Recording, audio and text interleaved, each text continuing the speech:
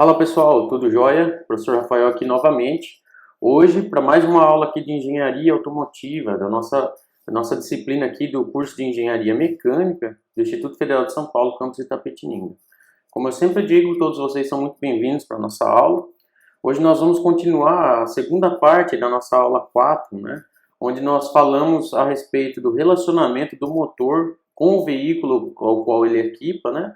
E vamos falar nessa segunda parte, dando um pouco mais de foco na aerodinâmica veicular. Tá? É uma aula um pouco longa, vocês vão ver que tem bastante relacionamento desse conteúdo com aquilo que a gente aprende em mecânica dos fluidos, uma daquelas ciências básicas da engenharia que a gente estuda lá no início do nosso curso. Espero que vocês gostem. Vem com a gente, curte bastante aí o conteúdo todo que nós preparamos para hoje.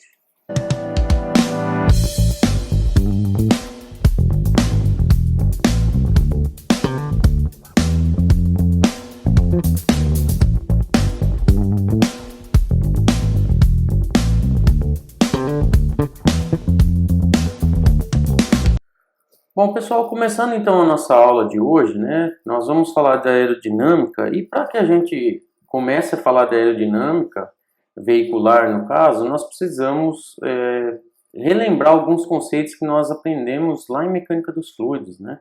Alguns conceitos importantes que falam do relacionamento que acontece entre um fluido, qualquer que seja ele, em interação com um sólido, né? Com uma superfície, com uma esfera, enfim.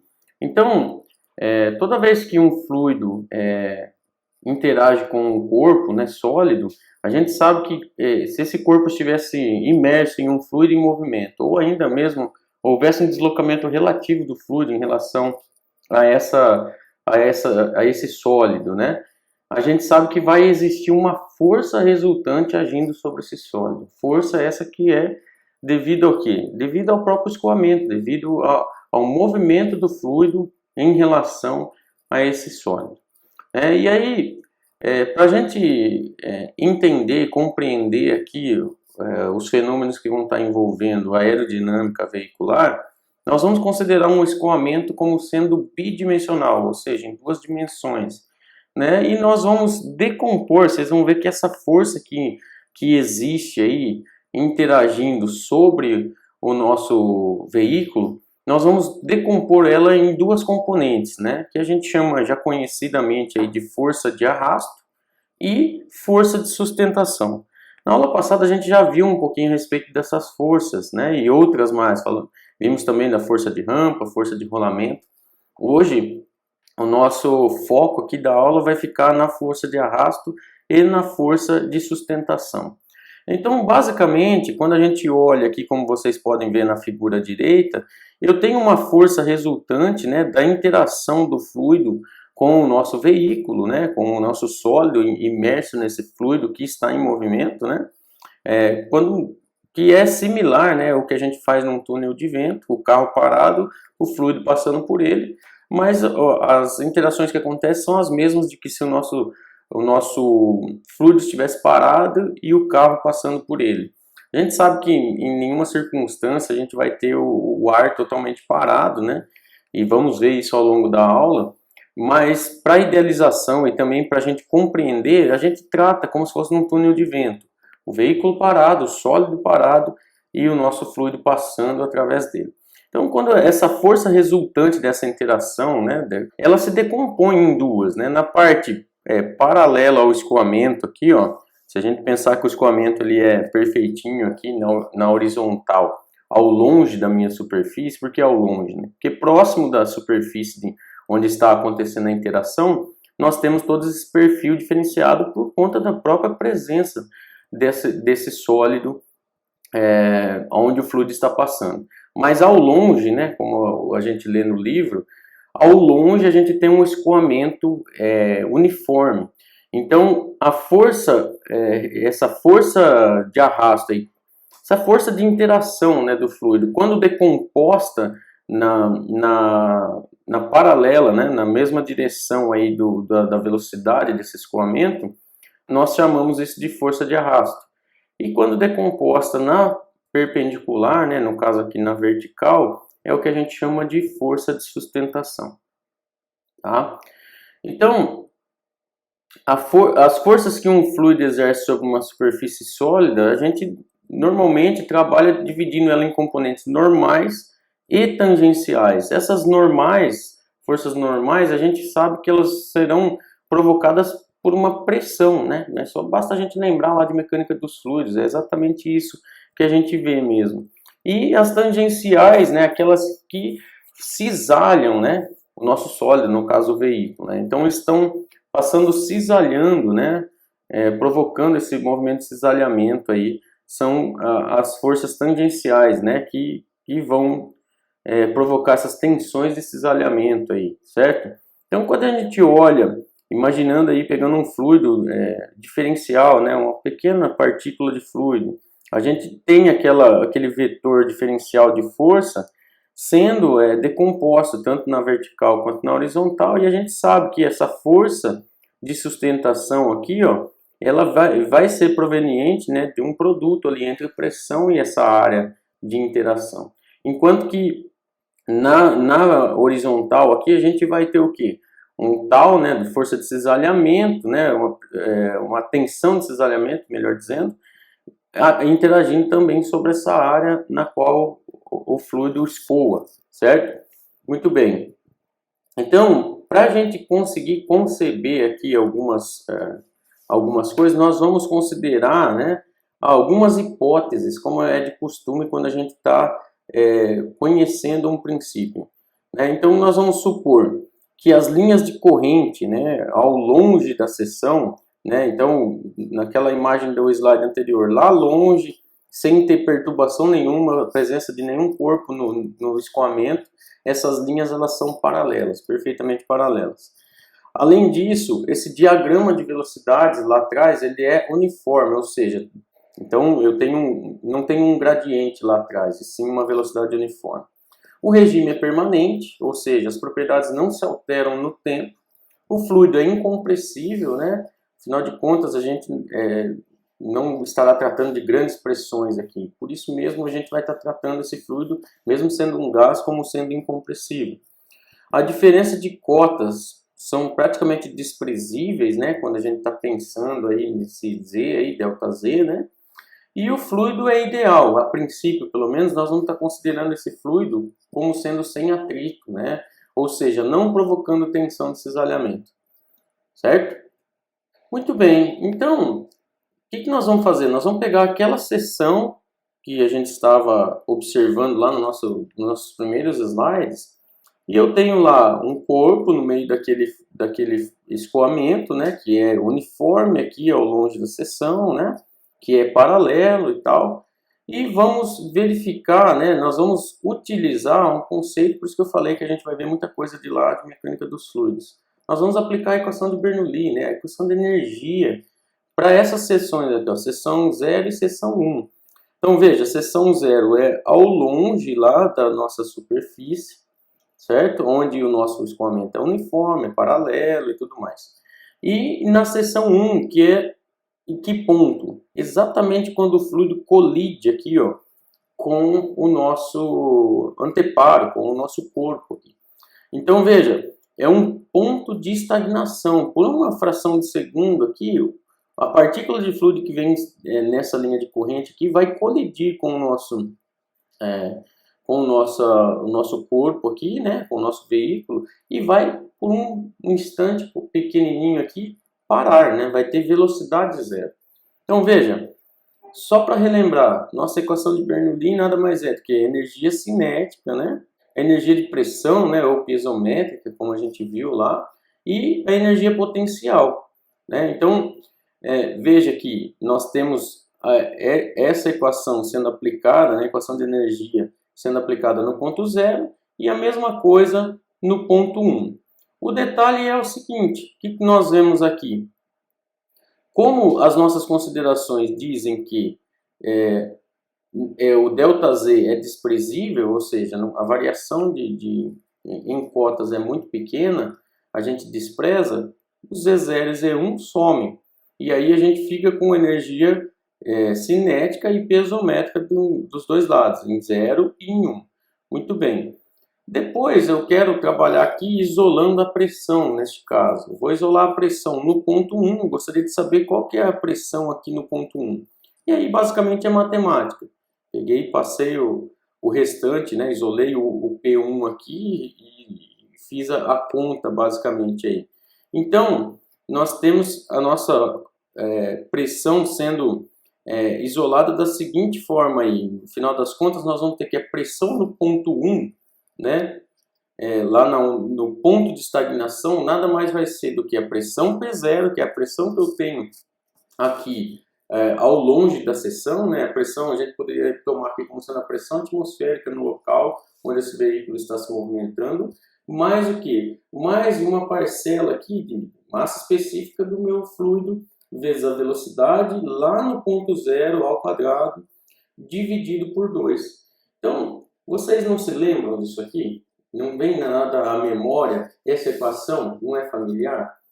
Eu vou lembrar vocês, nós tivemos isso aqui ó, lá na nossa aula 4, lá de mecânica dos fluidos, faz bastante tempo já, né? Mas o que nós vimos lá? Nós vimos na equação de Bernoulli uma situação muito parecida com essa, onde a gente tinha lá um anteparo, um anteparo circular aqui, o fluido escorrendo sobre ele, né? E a gente tinha exatamente essa situação, muito parecida com o que acontece com o veículo quando ele está submerso aí num escoamento. E aí a gente viu uma aplicação prática disso, onde que isso é utilizado, inclusive, esse conceito dessa expressão aqui. Lá nos tubos de Pitot, que são utilizados para medir velocidade no avião. Estão lembrados disso? O que acontece? No tubo de Pitot, né, como o próprio nome sugere, é um tubo onde o vento vai, quando o avião está se movimentando, né, o vento vai ter esse ponto de estagnação na ponta dele, né, e a gente consegue, por variação de pressão, né, medir velocidade. Né? Então, é bom a gente lembrar que cada uma dessas pressões aqui, cada uma dessas parcelas representa uma coisa. A primeira delas o ponto 1 é o ponto de estagnação, ou seja, então em P1 a gente tem o que a gente chama de pressão de estagnação. O ponto 0 aqui, ó, lá ao longe da minha seção, a pressão 0 é basicamente a pressão estática, sem interação do fluido com a minha superfície. Então a gente chama de pressão estática. E a parcela que se soma aqui a gente chama de dinâmica ou de pressão dinâmica. Basicamente, pessoal, o que a gente vê, né? A gente vê que a pressão num ponto de estagnação nada mais é do que a pressão que eu já tenho estática com o fluido sem interagir com o meu corpo, mas o corpo está submerso nesse fluido. Se ele estivesse paradinho, sem movimento, essa seria a pressão. Então, numa condição estática, a pressão que age sobre o nosso corpo é basicamente a pressão atmosférica, exatamente isso aí.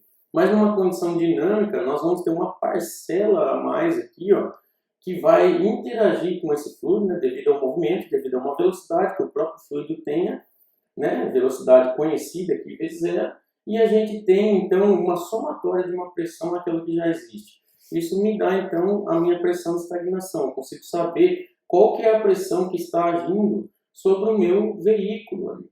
E a gente viu aí para trás que a nossa força resultante dessa interação fluido-veículo, fluido, qualquer que seja o corpo, nada mais é do que uma decomposição em força de arrasto e força de sustentação, e uma delas vai ser justamente falando da pressão que é interagindo, né, sobre o nosso fluido, que tem a ver com força de sustentação.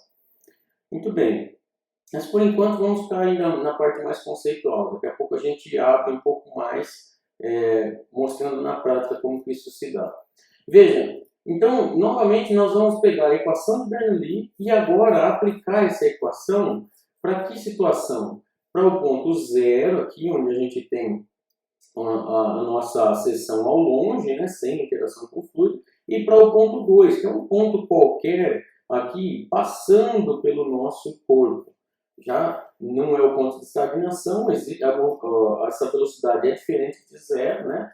E a gente vai relacionar da seguinte forma. Veja, uma vez que eu tenho um tubo de corrente aqui, né, uma linha de corrente, e apareceu um anteparo no meio aí, um corpo, o que aconteceu com essa seção aqui, em termos de área? A área era aqui, né? De repente apareceu algo no meio e a gente diminuiu, né? A área como um todo, onde esse fluido está passando, diminuiu. Se a área diminui e a minha vazão é a mesma, o que acontece com a velocidade desse fluido? Ela aumenta. Basta lembrar, né? Eu sempre dou como exemplo lá nas aulas, e aqui eu também falo, que imagine você que eu estou lá lavando o quintal com uma mangueira, né? Eu tenho uma torneira aberta com uma vazão constante e de repente eu aperto a ponta da mangueira. O que acontece com o meu fluido, com a água ali? Ela vai mais longe. Muita gente fala assim, aumentou a pressão porque se apertou. É um engano, né? A gente provoca uma perturbação instantânea ali na pressão, provoca. Mas uma vez que se estabiliza o nosso fluido, ele passa a estabilizar essa pressão e o que se altera de fato é a velocidade. Por quê? Porque a vazão é contínua, eu estreitei a ponta da mangueira, ou seja, eu diminuí a área, então para compensar isso, eu tenho que ter uma velocidade muito maior, porque é um contínuo, né? Nós estamos num regime permanente, imaginando que a vazão que vem da torneira é constante. Então, aqui acontece algo parecido. Agora eu vou aplicar a minha equação de Bernoulli nos pontos 0 e 2 e a gente vê o seguinte. Novamente, né, nós vamos ter basicamente as mesmas considerações que fizemos anteriormente. A gente tem aqui as cotas sendo desprezadas, como a gente sugeriu nas nossas hipóteses. E aí eu tenho a velocidade no ponto 0 sobre 2 vezes a gravidade, mais a pressão no ponto 0 dividido pelo peso específico do nosso fluido, igual a velocidade no ponto 2, que agora é diferente de 0, não dá para simplesmente cortar, né? Dividido pela nossa 2 vezes a gravidade, mais a pressão naquele ponto. E agora o que me interessa saber é que pressão vai ser essa no ponto 2. Então eu faço as contas aqui, basicamente é matemática, não tem nada demais, e chegamos à seguinte expressão aí, né? Nós chegamos à expressão de que a pressão no ponto 2 vai ser uma pressão inicial, lá, pressão atmosférica, né, mais uma parcela aqui, onde nós temos uma diferença de velocidades ao quadrado sobre 2 vezes a massa específica do nosso fluido.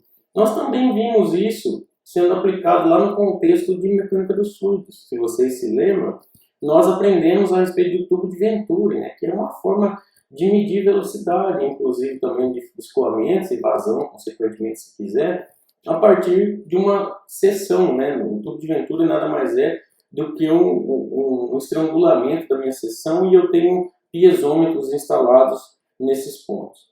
Então, vejam, a velocidade no ponto 2, ela é maior do que V0, né? Do que a velocidade lá ao longe, porque a minha área diminuiu, né? Como eu expliquei para vocês.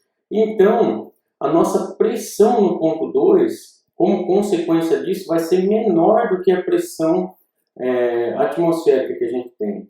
Então, essa pressão ela não é uniforme, né, devido a essa dinâmica aqui. Isso é importante da gente observar. Conforme eu passo com o meu escoamento por esse corpo, ou pelo meu veículo que estiver aqui, o meu veículo tem o seu desenho. Então, em cada ponto, nós teremos uma pressão resultante, ou mesmo uma velocidade resultante dessa interação. Por quê? Porque o veículo é não uniforme, né? E aí a gente vai ter uma pressão não uniforme também ao longo da minha seção de escoamento. Ok?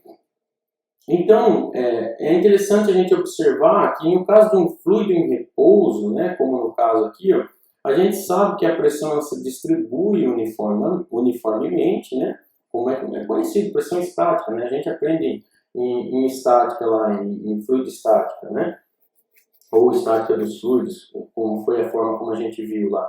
E quando existe um movimento desse fluido, né, essa pressão, essa distribuição de pressão, ela não é uniforme, né? Então, em cada ponto, a pressão ela acaba se decompondo, né, em pressão estática e dinâmica, que pode ser, inclusive, positiva ou negativa, dependendo do quê? Da velocidade no local, se ela é maior ou menor que aquela velocidade V0 lá do escoamento ao longe. Tá bom? Então, quando a gente tem esse tipo de coisa, né, essa pressão estática ela acaba agindo igualmente em todos os pontos, né? Então, elas se anulam. Imagina eu tenho um fluido, né, em movimento, eu sei que a pressão, a fração estática, ela é equivalente, Então, se eu tivesse que fazer uma resultante entre essas pressões, a gente sabe que elas vão se anular, a parte estática. Porém, né, a parte dinâmica não. Então, a gente pode extrair da equação, vamos assim dizer, a pressão P0 aí, porque elas vão se anular no final das contas, mas a gente vai ter a parte dinâmica da coisa. E aí a gente vê, basicamente, né, essa força resultante da pressão aparecendo dessa forma aí, ó, como a gente pode ver aqui, trabalhando com aquela expressão que nós desenhamos aí alguns slides para trás, basicamente a partir da equação da energia, né? Então, eu vou ter regiões em que a minha pressão, a minha diferença de pressões aí vai ser negativa, e em algumas regiões a minha diferença de pressão vai ser positiva. O que, do ponto de vista prático, nada mais é do que dizer assim, ó, em alguns pontos do corpo eu estou tendo o corpo comprimido por essa pressão, em alguns pontos do corpo ele vai ser succionado, né, ou tracionado, a gente diz succionado que é um fluido, puxando, né, esse corpo. Então, como a força ela tem uma direção diferente em cada ponto, devido, obviamente, à pressão vai agir sobre o corpo em direções diferentes, né, a resultante, para eu conseguir saber a resultante disso aqui, eu vou precisar de uma integração, né, dessas projeções em uma direção que me seja conveniente.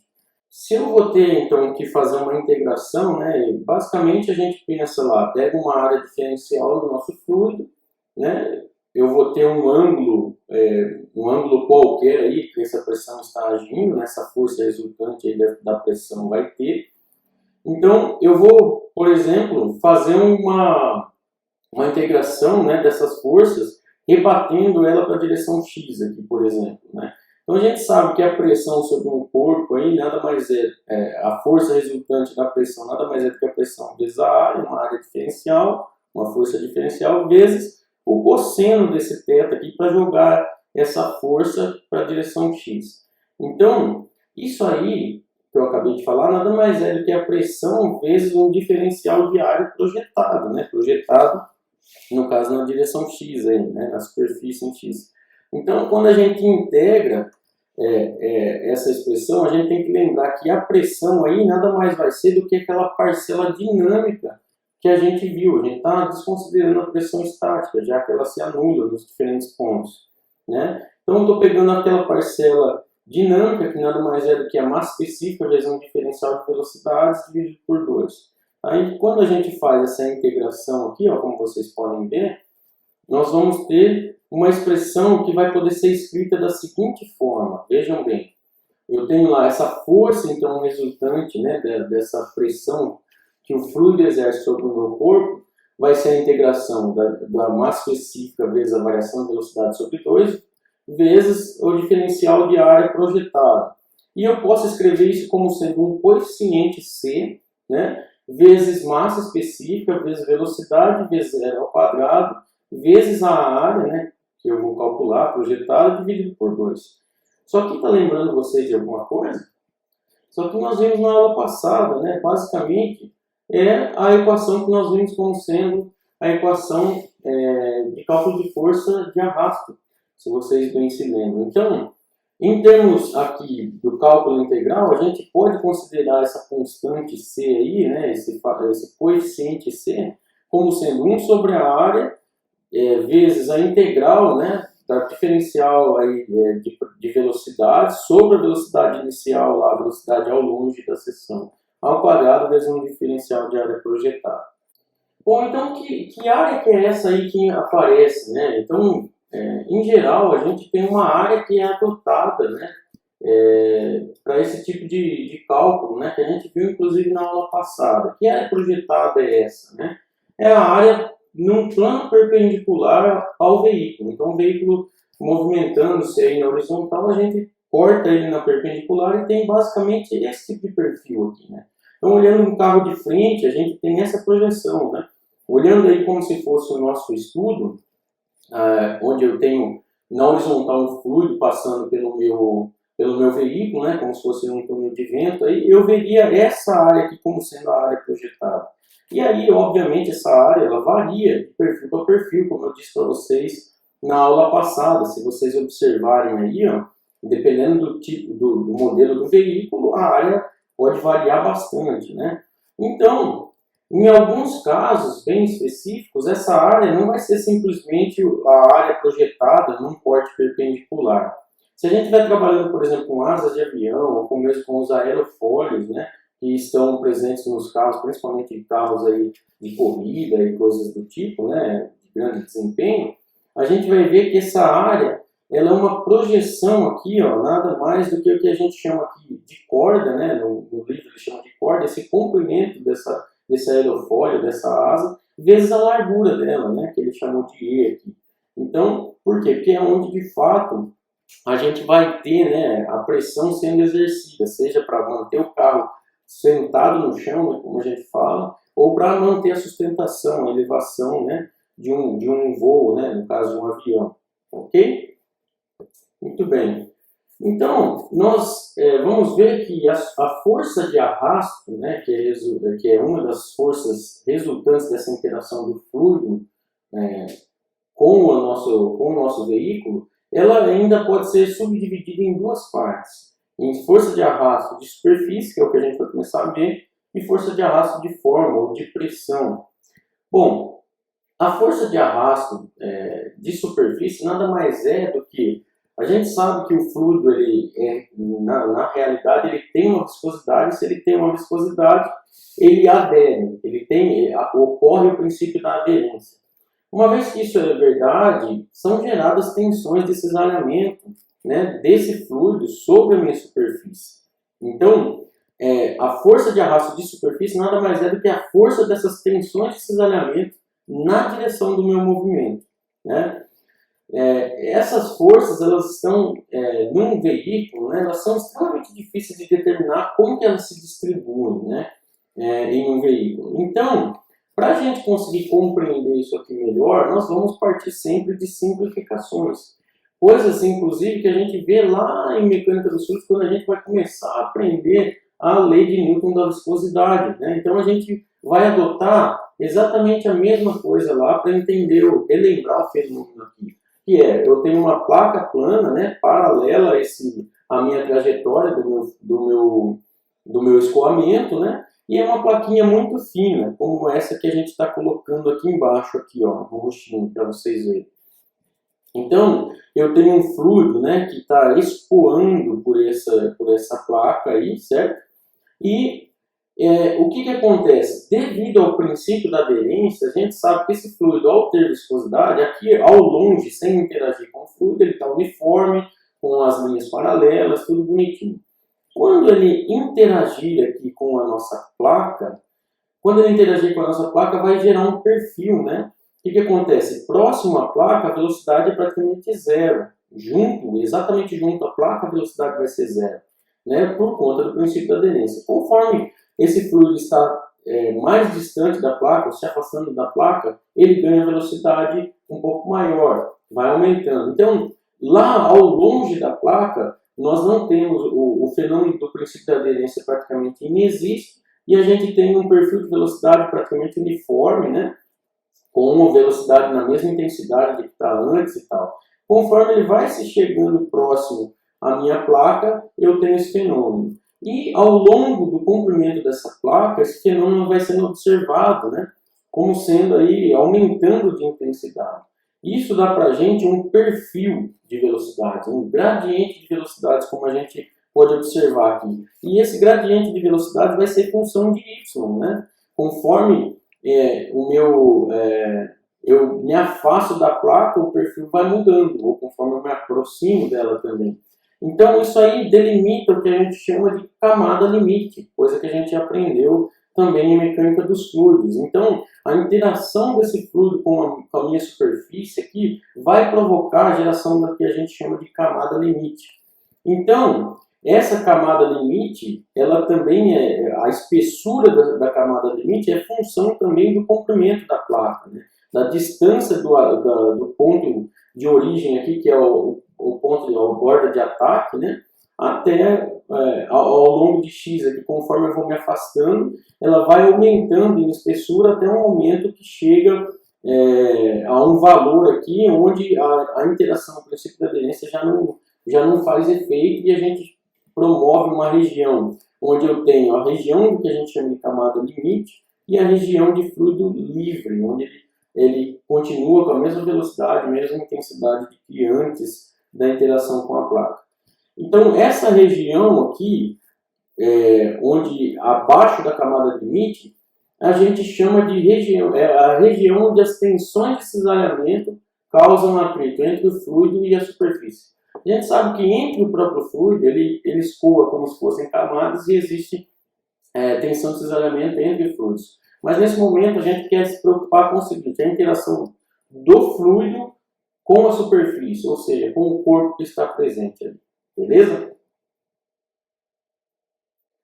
Bom, então pessoal, o escoamento laminar da camada limite, né, sobre essa placa plana, ele cresce, né, ao longo do X, né, ou seja, a partir do bordo de ataque aqui, ó, a gente vai ter um determinado comprimento onde a nossa camada limite vai crescendo, né, em Y. E isso aí vai ser função lá, ó, dessa distância que a gente tem, né, do bordo de ataque aqui até um determinado X qualquer, e vai ser dependente também do número de Reynolds, né, que basicamente descreve para a gente como que o nosso escoamento está, se ele ainda é laminar, se ele é turbulento, se ele está na região de transição, né. Então o Reynolds, só para relembrar, a gente calcula aí, ó, pela velocidade do escoamento, vezes essa distância X, que eu estou querendo saber, né, dividido aqui pela viscosidade cinemática do fluido, né? Então, veja, então essa espessura da camada limite a gente consegue determinar a partir desses valores aí. E a gente sabe que a camada limite ela começa como laminar, mas dependendo da velocidade do nosso fluido, quanto maior a velocidade, maior a tendência de que esse escoamento não seja laminar, sim venha a ser turbulento. Por quê? Porque a gente sabe que o Reynolds, né, que indica para a gente se o nosso escoamento é turbulento ou laminar, ele depende diretamente da minha velocidade, claro que vai depender também da viscosidade do fluido e da distância que eu estou da borda de ataque. Então veja, uma velocidade, pensando em veículos de fato, nós teremos na maioria dos casos velocidades elevadas e Reynolds elevados também, ou seja, vamos ter na maioria dos casos escoamentos turbulentos, né? Então nós temos que saber calcular isso, né, através do Reynolds, por exemplo, e entender como que o nosso escoamento está naquele ponto que estamos analisando. Para o caso de uma camada limite turbulenta, a expressão que a gente pode obter com uma placa plana, paralela, e obter a espessura dessa camada limite, é essa outra aqui, que basicamente vai depender das mesmas variáveis, né, da distância que eu estou aqui do bordo de ataque, né, do X, e do Reynolds calculado nesse ponto. Certo? Então, em geral, pessoal, o que a gente pode adotar, né? A gente só deve lembrar que existe uma região, né, um ponto onde acontece a transição de escoamento laminar para escoamento turbulento. Esse ponto X aí a gente chama de X crítico, né? O ponto crítico onde acontece a transição. Em geral, esse ponto crítico está entre 3 vezes 10 a quinta e 3 vezes 10 a sexta, né? Então vai depender um pouco da rugosidade da superfície, da turbulência ao longe, né?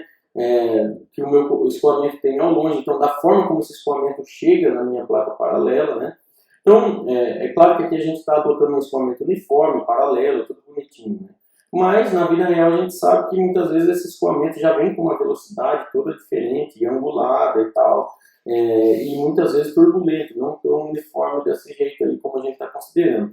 Então, essa variação do Reynolds crítico tem a ver com essa turbulência, com a rugosidade que essa superfície tem, se existe troca de calor entre o fluido e a superfície sólida, que a gente sabe que vai existir na prática, mas aqui a gente também está desprezando, né? Então, são bastante variáveis envolvidas nesse processo, certo? Então, a força de arrasto de superfície, ela vai ser dada pelo quê, né?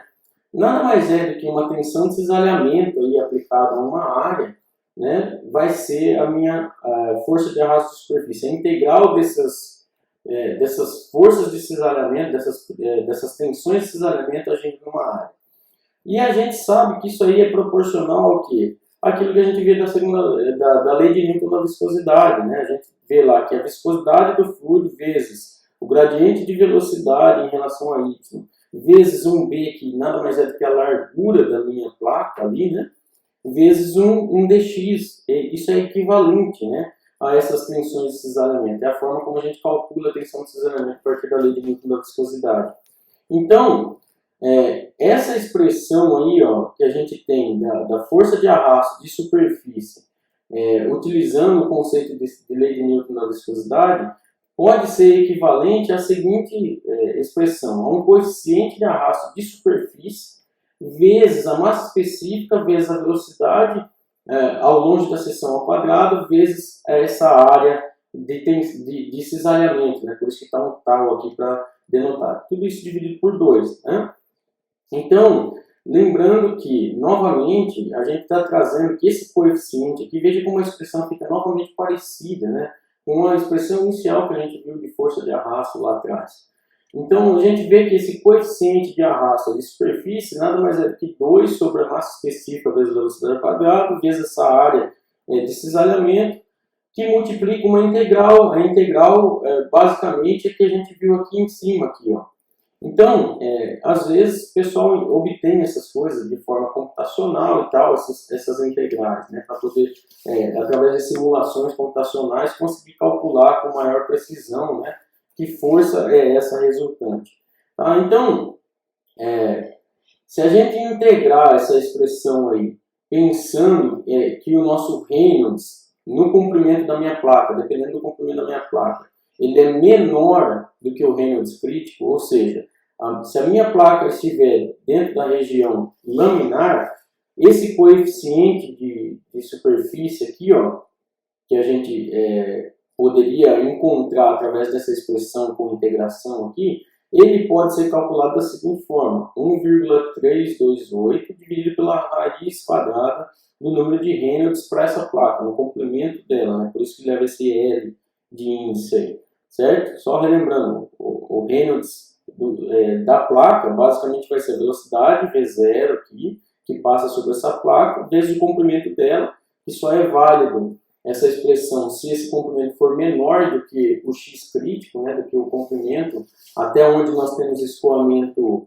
laminar, dividido pela viscosidade desse fluido. Viscosidade cinemática aqui no caso.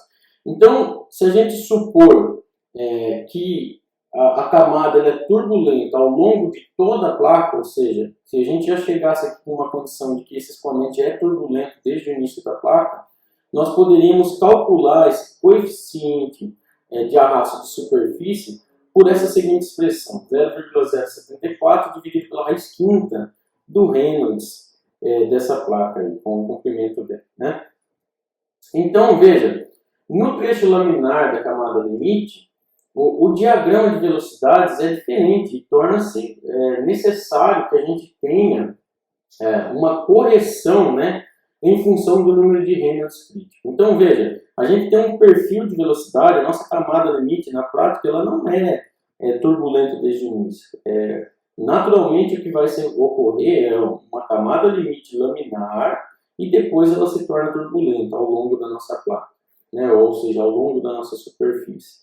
Então, existem estudos, né, que faz uma correção desse coeficiente de arrasto de superfície a partir do Reynolds crítico, ou seja, se eu conheço o Reynolds crítico da minha placa, né, isso é fácil de calcular, de conseguir perceber onde que acontece a minha transição ali, eu posso utilizar a seguinte expressão aqui, que o coeficiente de atrito da superfície vai ser basicamente aquela mesma expressão que eu fiz lá, a consideração, pensando que que o meu escoamento é todo turbulento, que não é na realidade, né?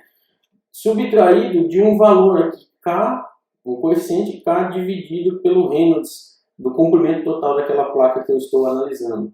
Então, esse Reynolds crítico aqui, ó, uma vez que eu sei qual que é o Reynolds crítico daquela minha placa, eu consigo determinar que valor é esse de K aqui, ó, e utilizo esse valor para fazer uma correção desse coeficiente de atrito aí de superfície, né, coeficiente de arrasto, melhor dizendo. Então, veja, nós só podemos utilizar isso aqui, ó, se o Reynolds para essa placa, o comprimento dessa placa for até 10 a sétima.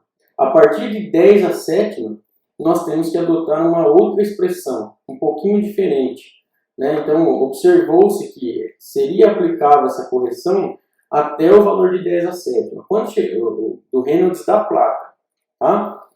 Quando eu calculo o Reynolds da minha placa e vejo que ela é maior que 10 a 7, maior ou igual aqui de 10 a 7 para diante, 10 a sétima, o nosso coeficiente de atrito de superfície é calculado da seguinte forma. Então, 0,455 dividido pelo logaritmo aí do Reynolds dessa placa elevado a 2,58 menos aqueles valores aquele valor de correção aí, K, dividido pelo Reynolds da placa.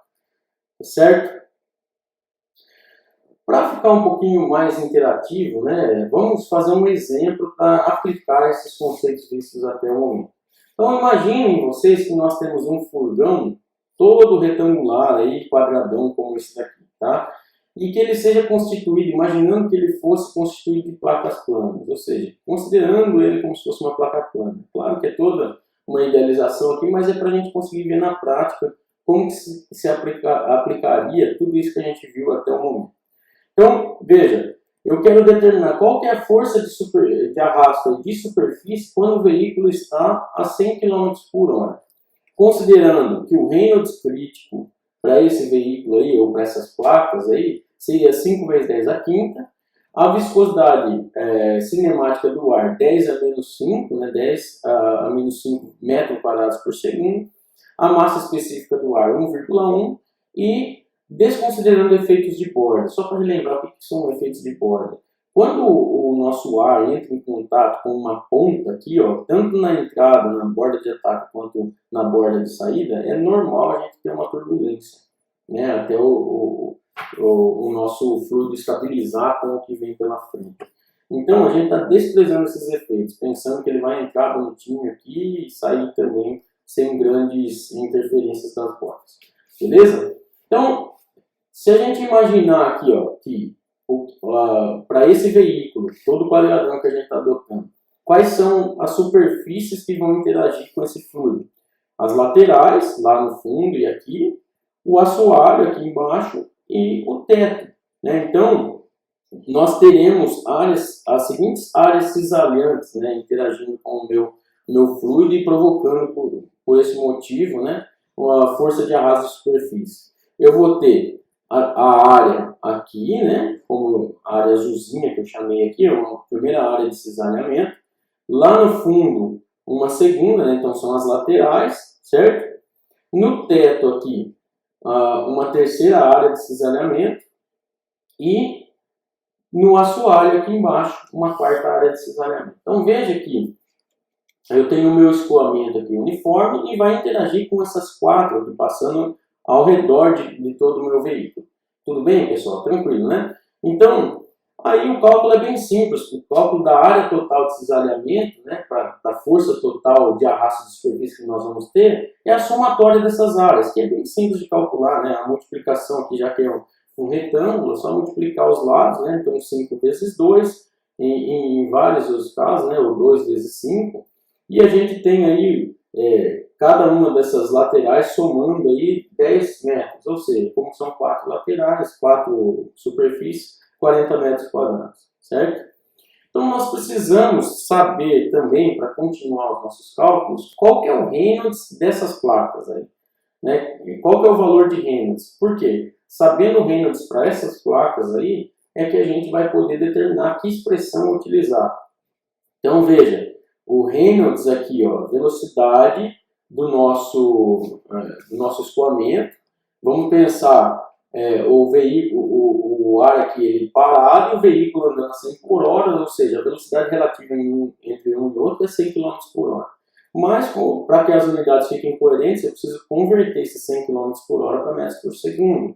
Né? Afinal de contas, o Reynolds ele é um número adimensional, certo? E para que seja fato isso, eu tenho que ter unidades coerentes. Então, por exemplo, o nosso comprimento é 5 metros, o comprimento das placas, certo? Então eu estou com metros e não quilômetros aqui, por isso que a minha velocidade também tem que estar em metros por segundo. E dividido aqui por 10 a menos 5, né? Vendo aí que estamos com metros quadrados por segundo. Se a gente fizer um joguinho de unidades, a gente vê que elas vão se anular direitinho e vamos ter um valor de Reynolds adimensional. Quando a gente vê aqui, ó, o nosso Reynolds é 1,39 vezes 10 a sétima. Ou seja, no último slide eu falei, se o valor for maior que 10 a sétima, eu tenho que adotar tal expressão.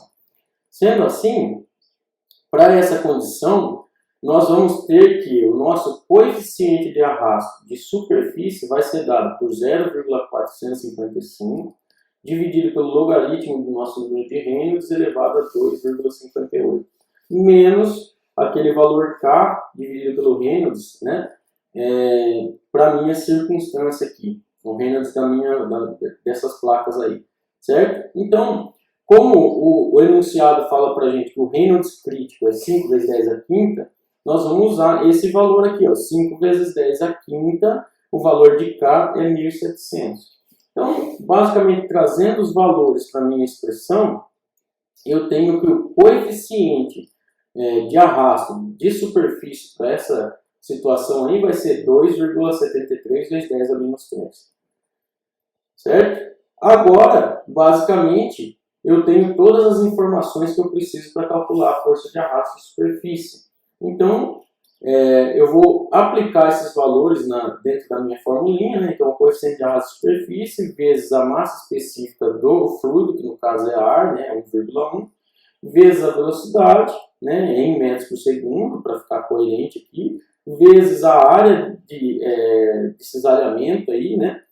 Onde essas tensões estão atuando, dividido por 2. Isso aqui me dá, então, uma força de arrasto de superfície de 46,4 newtons, né, que é aproximadamente 4,7 kg-força agindo sobre a minha superfície. Né?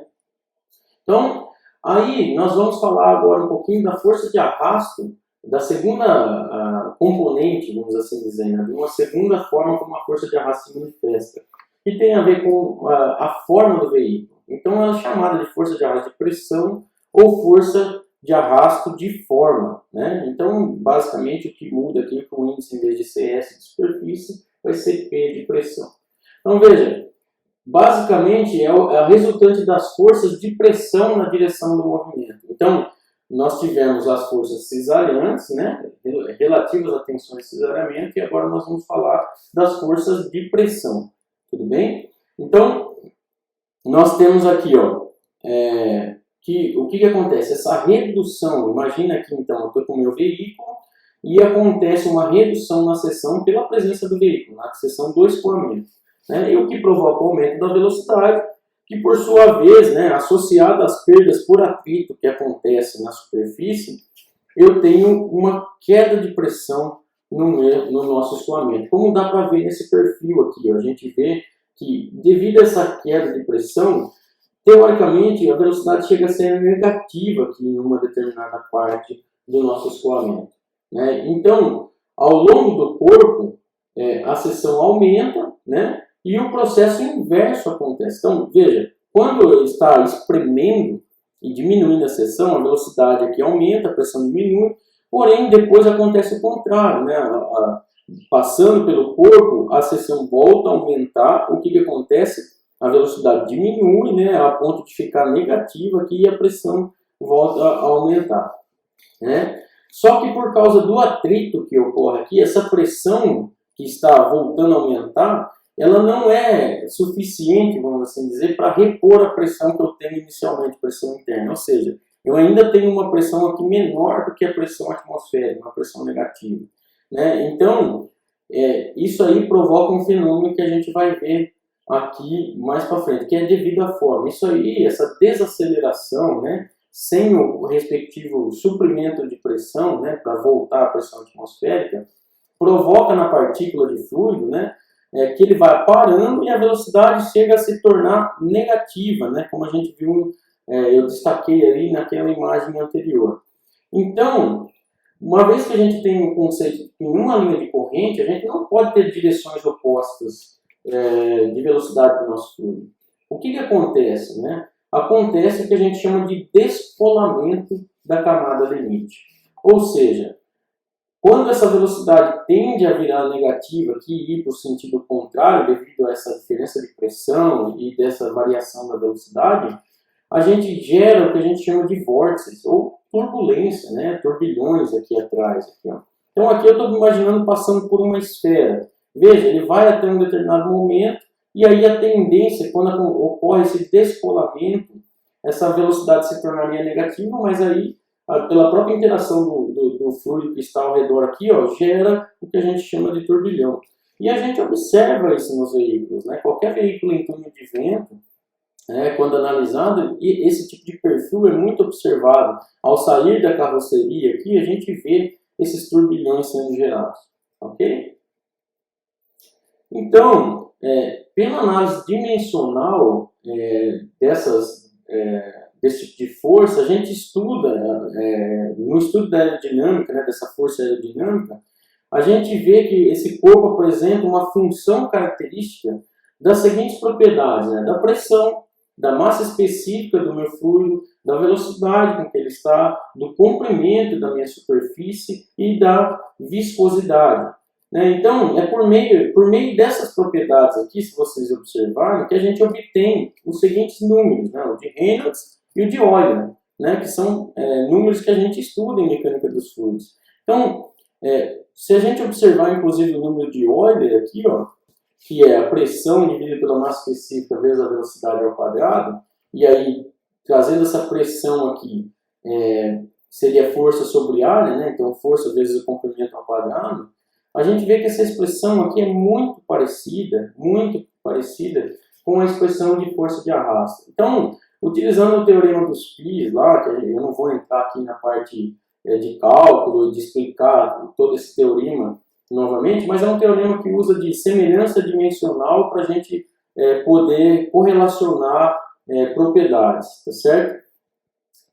Então, veja, o número de Euler, no final das contas, ele pode ser modificado para o coeficiente de arrasto, devido a essa semelhança dimensional que a gente tem aí. Então, dessa forma, a gente consegue observar, por essas expressões aqui, e pela análise dimensional de que a força aerodinâmica e de pressão ela é função dessas propriedades aqui, pressão, massa específica, por aí vai, a gente chega que, no final das contas, o coeficiente de arrasto e de forma vai ser função de Reynolds, do número de Reynolds. Então, a gente vai analisar essa variação desse coeficiente em função do número de Reynolds. Neste caso aqui, para a gente entender isso aqui, nós vamos estar utilizando como exemplo uma esfera, né? Nós vamos ver como que isso ocorreria se fosse para uma esfera. Então, a força de arrasto aí, ó, de pressão, vai ter esse coeficiente de forma aí, coeficiente de arrasto de forma ou de pressão envolvido, e veja que dependendo do tipo de escoamento, nós temos um comportamento a ser analisado. Então, para Reynolds muito baixo, ou seja, um escoamento laminar, tranquilo, velocidade bem baixinha, a gente tem uma força de arrasto que basicamente é devido só às tensões de cisalhamento. Ou seja, essa força de arrasto sendo proporcional, então, à velocidade, que é bem baixinha, ou seja, nessa primeira parcela aqui. Depois, com o escoamento tendo o Reynolds entre 1 e 1000 aqui, essa faixa que eu pintei de roxo aqui para vocês. O que a gente observa no gráfico? Veja, na primeira parte, basicamente linearidade, depois vai decrescendo ainda quase linear, né? Mas a gente vê que a camada limite começa a se deslocar, né? E a força de arrasto de pressão começa a se manifestar. Então, na primeira parte, a gente tem basicamente força de arrasto devido à interação com a superfície, ou seja, força de arrasto de superfície. Depois, a gente começa a ter a presença da força de arrasto de pressão. Por quê? Porque esse próximo de Reynolds de 1000, o Reynolds no valor de 1000 aqui, a gente começa a ver esse tipo de comportamento aqui, começar a gerar alguns vórtices, e esse descolamento começa com um ângulo próximo a 80 graus, aqui pensando em relação à horizontal aqui, ó, em que a abertura desse ângulo a partir do qual o nosso descolamento começa a acontecer e a geração de vórtices começam a ser presentes. E aí uma terceira faixa de 1000 até o Reynolds crítico, mais ou menos, que a partir do momento onde acontece a turbulência, né, e ainda estamos falando de Reynolds laminar. Veja, nós temos então, por caso de uma esfera, o Reynolds crítico o valor é mais ou menos 3,5 vezes 10 a quinta, certo? Pensando no caso de uma esfera. Então esse descolamento aí fixa-se, né, aos 80 graus mais ou menos, e o nosso coeficiente de arrasto fica praticamente constante aqui. Veja que nessa faixa eu tenho um coeficiente de arrasto aqui, ó, basicamente quase que na horizontal, constante. Ou seja, eu vou tendo a minha força de arrasto aqui de forma ou de pressão sendo proporcional à velocidade ao quadrado. Tá? E por fim, depois que o escoamento se tornou turbulento de fato, ou seja, acima do Reynolds crítico, nós temos um descolamento. Olha como que o fenômeno como que acontece, né? Quando o escoamento está todo turbulento, já esse ângulo aumenta, ou seja, o descolamento começa a ocorrer mais adiante aqui na esfera, né? E aí a gente tem um comportamento, devido a essa interação aí, a gente vê que o nosso coeficiente de arrasto cai bruscamente, assim como a força de arrasto, né? De pressão. Por quê? Porque já passou aqui, uma vez que o nosso coeficiente de arrasto cai bastante, como a força de arrasto vai ter esse coeficiente diretamente interagindo ali, a gente vai ter que essa força de arrasto de pressão vai cair bruscamente quando a gente tiver um escoamento totalmente turbulento. Tá?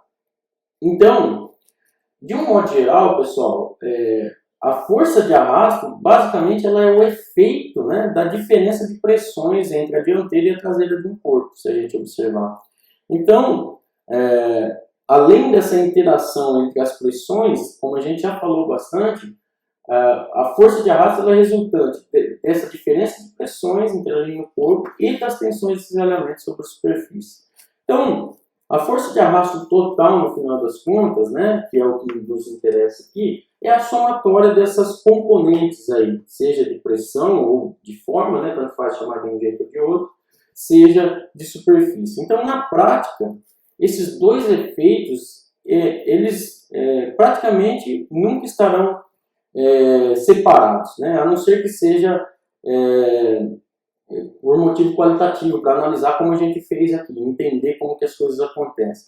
Mas, de modo geral, quando a gente leva um carro para um túnel de vento e faz a sua análise, esse coeficiente de arrasto que a gente analisa lá já leva em conta os dois efeitos, né? Tanto de superfície quanto de forma, de pressão.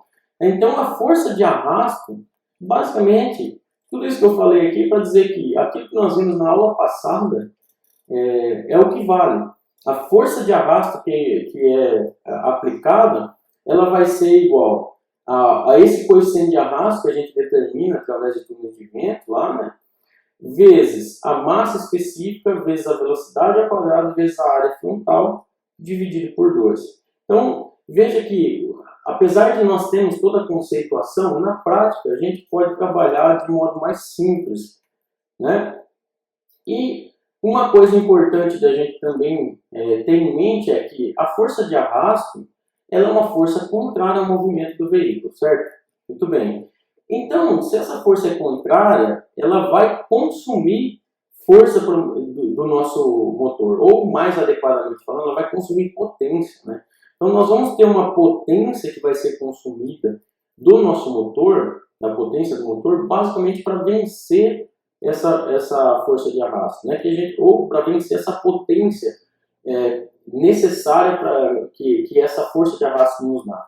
Então, veja, quando a gente projeta um veículo, né, a gente tem que evitar ao máximo formas que promovam aqueles vórtices, criar aqueles vórtices, né? Então, o que a gente tem que ter em mente é o seguinte: os vórtices eles absorvem energia, né? Então, quanto mais turbulento for, quanto mais, vamos dizer assim, exótica for a minha carroceria do veículo, no sentido de que eu provoque a geração desses vórtices, mais potência eu vou consumir do motor para vencer essa força, essa energia que acaba sendo consumida por esses vórtices que são gerados. Então, essa potência consumida pela força de arrasto, basicamente, é fácil de ser obtida. É o que? É o produto, né? A multiplicação entre a força de arrasto e a velocidade que nós temos. Então, veja, a potência consumida pela força de arrasto nada mais vai ser do que a própria força de arrasto, que seria o quê? Coeficiente de arrasto vezes massa específica vezes velocidade ao quadrado vezes área frontal dividido por 2. Só que a gente sabe que potência nada mais é do que força vezes velocidade. Então eu multipliquei pela velocidade aqui, por isso que eu tenho que a potência é basicamente a mesma expressão de força de arrasto, só que com a velocidade sendo elevada ao cubo. E aí é interessante da gente observar que quanto maior for essa velocidade, como a própria equação sugere, maior é essa potência consumida. Então, o que é natural, né? Se eu ando mais veloz com o meu carro, eu consumo mais potência para vencer aquela força de arrasto que vai ser gerada contrária, no sentido contrário. E aí, ó, a gente tem que, dependendo do valor do coeficiente de arrasto, e aí tem totalmente a ver com a forma do meu veículo, maior é a potência que eu consumo para movimentar esse veículo. Então, veja, eu tenho aqui coeficientes bem baixos e coeficientes bem altos. E olha como dá uma diferença de curva. Então, pegando como exemplo, vamos pensar nos extremos, né? Quando o coeficiente de arrasto é bem baixinho, um veículo bem aerodinâmico, a gente tem que, para andar a 110 km por hora, ele vai consumir ali, ó, nem 10 cavalos do motor para vencer essa força. Enquanto que um veículo que tem o coeficiente de arrasto 1, para a mesma velocidade, eu tenho mais de 45 cavalos sendo consumidos do meu motor para vencer essa força. Então, veja como que é importante, né, a aerodinâmica de um veículo. Inclusive, né, pensando no seu desempenho. Imagina que eu tenho um motor com 80 cavalos de potência, né, 100 cavalos de potência, e eu consumo 45 para vencer essa força de arrasto, porque aerodinamicamente o meu veículo não é legal. Não é bom, tem um coeficiente de arrasto elevado. Então veja que o desempenho desse veículo fica todo comprometido. Se ele tivesse o mesmo motor, a mesma potência, mas tivesse um coeficiente de arrasto, sei lá, de 0,6, 0,5, a potência consumida no motor para vencer essa força seria muito menor. Ou seja, como consequência, esse veículo tem respostas muito melhores, ele tem um desempenho muito melhor. Então, aqui fica nítido a importância da aerodinâmica de um veículo no seu desenvolvimento. Bom, então, pessoal, como eu venho falando aí, você vê que a influência da forma do veículo sem dúvida, muito significativa, né, no desempenho desse veículo. Além disso, a gente sabe também que o comprimento desse veículo também vai ter interferência. Veja, então, pensando numa situação ideal, onde o veículo estaria submerso em um fluido, né, mas não necessariamente apoiado no chão, ou seja, uma situação simétrica. Então, veja, dependendo da forma do meu veículo, aqui no caso, ó, um veículo em forma J e em forma K, olha como que o nosso coeficiente de arrasto é modificado. Veja, simplesmente pela forma, eu tenho aqui veículos similares, mas devido à sua forma, olha lá, no J eu tenho um coeficiente de arrasto bem menor do que na forma K, né, quase metade aí. E dependendo do seu comprimento, se eu aumentar o comprimento, eu diminuo a força de arrasto. Não por acaso, por isso daí, a gente teve carros que foram estudados com caudas bem compridas, né? Mas a gente tem uma limitação óbvia, por quê? Porque a gente tem um entre-eixos a ser adotado para esse veículo, e eu não posso trazer o meu centro de gravidade tão para trás aqui, né, se ele for tão comprido. Então, uma das coisas que se estudou no passado é tornar esse veículo, essa cauda comprida, né, para diminuir o coeficiente de arrasto. Mas não é simplesmente deixá-la comprida. Então, na prática, os veículos eles têm um formato não uniforme, não simétrico, né? Então, por mais que também foi estudado veículos que tiveram formato quase como de uma gota aqui, ó, a gente vê que nós temos aqui, ó, forma K e forma J. Olha lá. Novamente, nós temos valores de coeficiente de arrasto diferentes por conta da forma, mas também pelo comprimento. Conforme o comprimento aumenta, a tendência desse coeficiente de arrasto é diminuir. Obviamente que a gente tem uma limitação desse comprimento, não dá para ser infinito, né? Nós teremos uma limitação. E aí, outra coisa que o pessoal também observou ao longo dos anos é que o descolamento da camada limite ele deve ser evitado ao máximo, mas é inevitável que aconteça.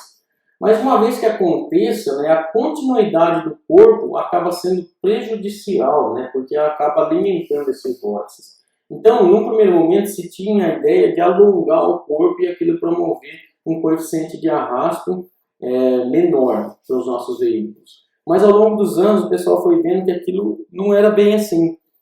Foi visto que, mantendo-se um ângulo de saída, o que é esse ângulo de saída? Esse ângulo reto aqui, de aproximadamente 15 graus em relação à parte superior do veículo, era o ideal, e aí, num determinado ponto, cortar essa traseira. Era o melhor a se fazer. O pessoal viu, por exemplo, que existe uma região aí, dependendo desse ângulo, próximo aos 30 graus aí de ângulo de saída, em que a gente tem uma região instável aqui, inclusive provocando que o coeficiente de atrito se torne maior. Então, na prática, o pessoal tem usado aí o que a gente chega perto do que a gente tem lá como os fastbacks da vida, né? Onde nós temos um ângulo, né, de saída e logo em seguida a traseira desse veículo é cortada, né? Isso foram estudos que foram feitos aí e observados que isso promovia uma estabilização da diminuição dos vórtices aí ao longo da carroceria do veículo, que contribuem, né, para coeficientes de arrasto mais elevados. Uma outra coisa que se viu ao longo do tempo também para ajudar a melhorar esse tipo de problema é a adoção do que a gente chama de spoiler, né, que nada mais é do que essa parte aqui, junto à traseira do carro, né, como a gente pode ver aqui nesse Lamborghini. Então, qual que é a ideia do spoiler traseiro? A ideia é corrigir descolamentos prematuros. Então, o que acontece? Ele cria uma sucção, né, que reconduz essas linhas para junto da superfície do corpo e faz com que o carro assente, diminui o coeficiente de arrasto consequente disso aí, e inclusive ajuda na sustentação do carro. Ele altera um coeficiente CL, que tem a ver com o coeficiente de sustentação desse veículo, tá certo? Então, a gente vê que quando começa a acontecer esses vórtices, o fato da presença de um aerofólio ali ajuda a corrigir esse monte de vórtices que seriam gerados naturalmente aí. Muito bem. Então, a gente também tem aí, falamos bastante da força de arrasto, vamos falar um pouquinho da força de sustentação, partindo dos mesmos conceitos, né, de variação de pressão ponto a ponto do carro, já que uma vez que o meu carro está passando por um tubo de corrente aí, né, essas linhas de corrente uniformes e tal, eu vou ter, devido à variação na superfície desse meu veículo, variação nessa área por onde meu escoamento acontece, e por esse motivo eu tenho variação de velocidade e consequentemente de pressão, só que agora eu vou estudar elas na direção perpendicular a trajetórias. Então, isso é o que me dá origem à força de sustentação. Então, veja, essa força ela é obtida de forma similar à força de arrasto, né? A diferença é que nós vamos ter aqui, essa força de sustentação vai ser um coeficiente de sustentação vezes basicamente a mesma expressão que a gente tem para o arrasto. É comum se utilizar essa área aí frontal, né? E a correção que acontece, já que nós estamos falando de fenômenos diferentes, ser automaticamente atribuída ao próprio coeficiente de sustentação. Então, para vocês verem, o coeficiente de sustentação para essas condições aí, dos veículos, em geral, assumem valores entre 0,3 e 0,6, né? O que faz com que essas forças de arrasto e sustentação tenham valores similares. Se vocês lembrarem aí da aula passada, mesmo hoje, os coeficientes de arrasto aí de veículos, eles começam ali na faixa de 0,3, indo até 0,6, 0,7, 0,8, dependendo do veículo que a gente está falando. Pensando em veículos de passeio, está bem próximo desse valor, entre 0,3 e 0,6. certo? Uma outra coisa que ocorre também, é o que a gente chama de momento de arfagem, ou seja, do inglês pitching. Arfagem nada mais é do que o ato de a gente movimentar-se por ondas, né? Então, a gente vai ver, por exemplo, esse conceito sendo associado aos navios, né? O movimento que o navio faz, né? Entre popa e proa, dele subir e descer, né?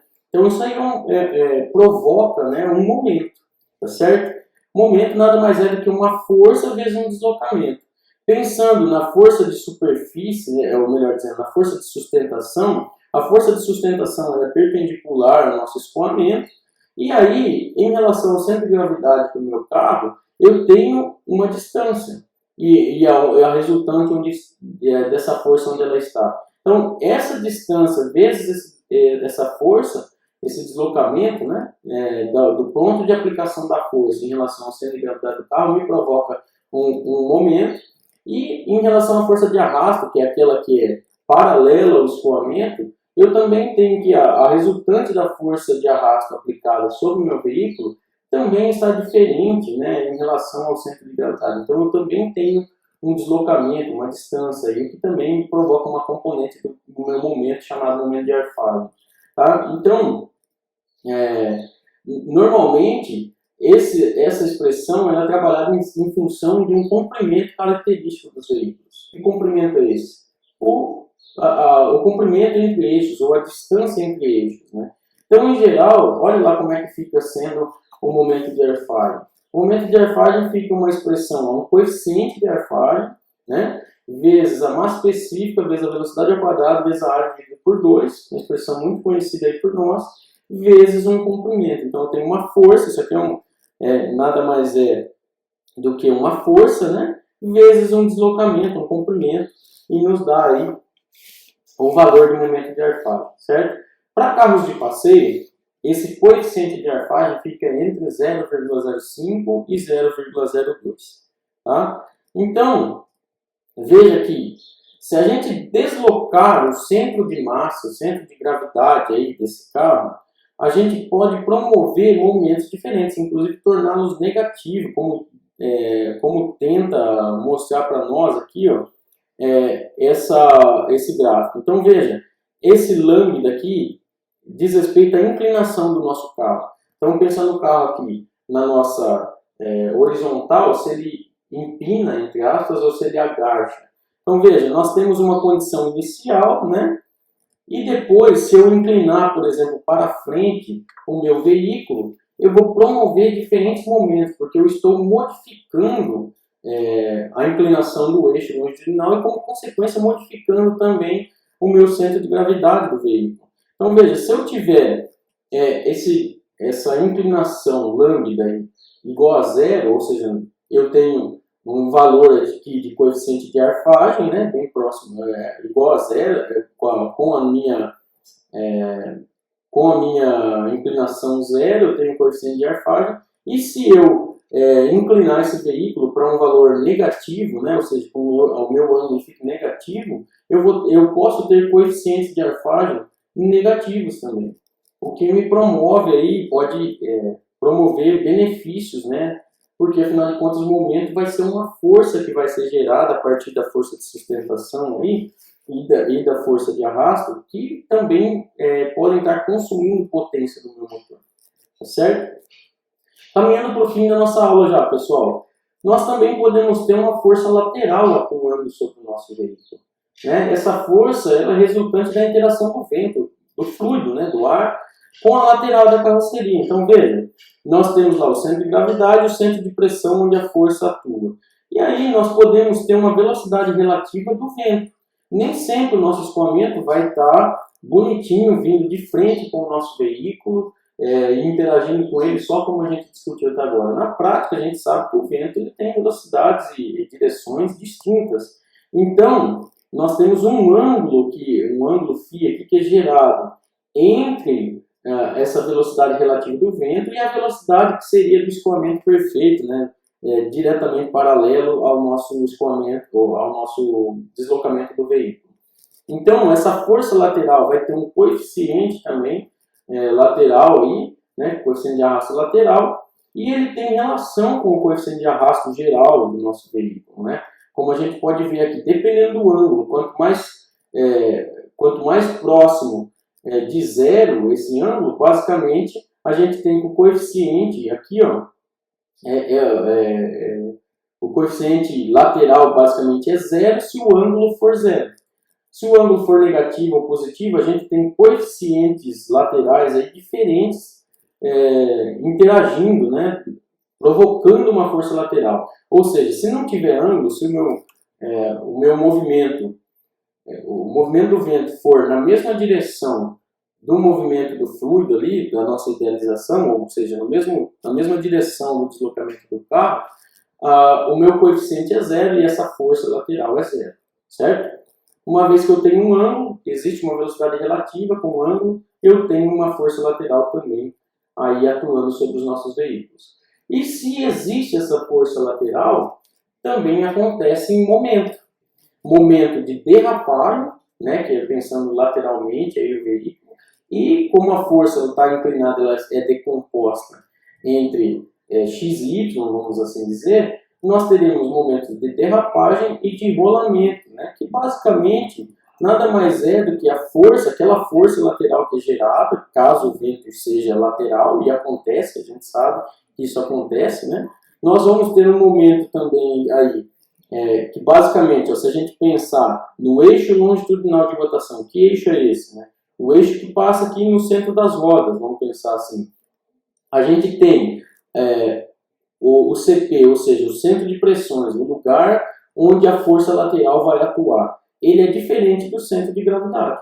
Então, se ele é diferente do centro de gravidade, nós temos um deslocamento tanto aqui em x, quanto em z aqui, né, ou em y, dependendo do nosso referencial.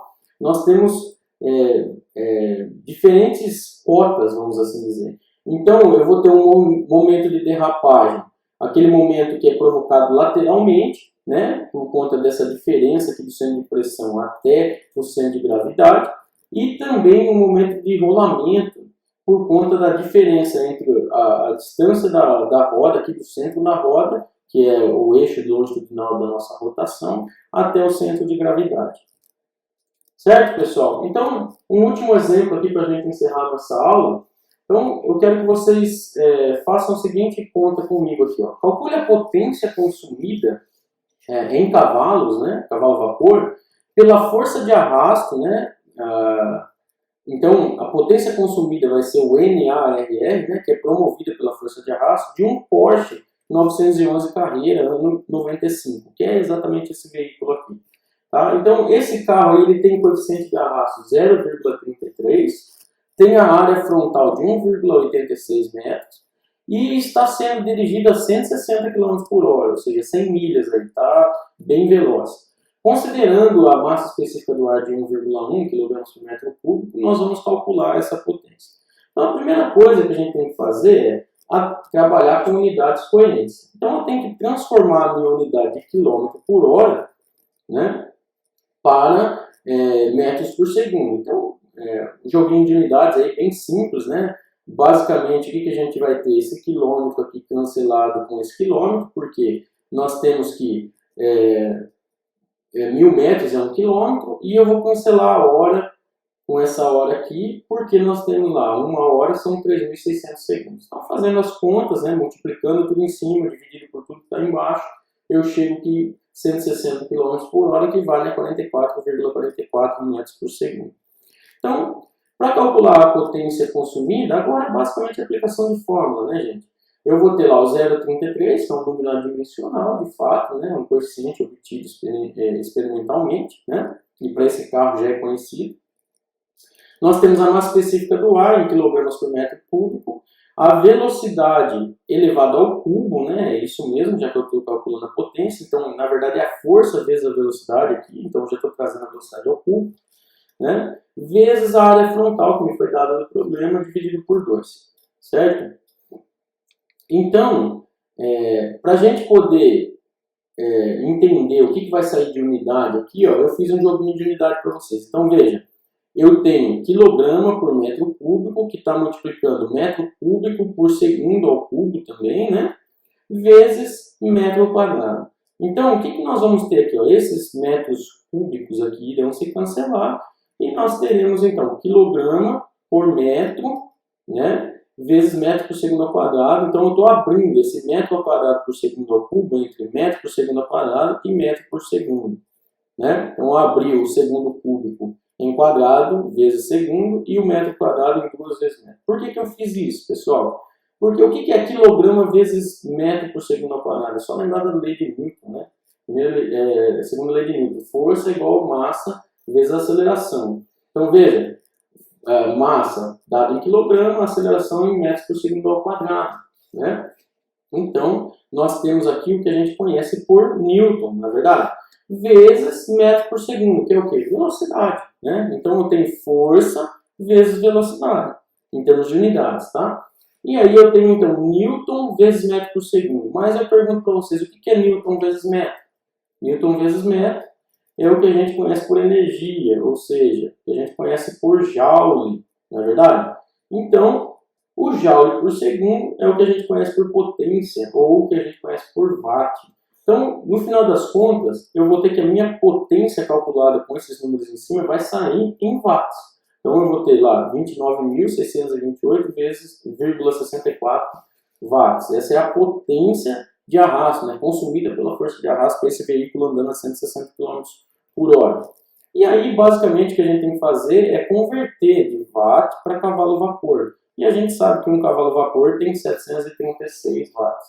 Então, fazendo a conta, olha lá, o nosso resultado é que esse carro andando a essa alta velocidade aí, ó, mais de 40 cavalos vapor do seu motor estão sendo consumidos para vencer a força de arrasto.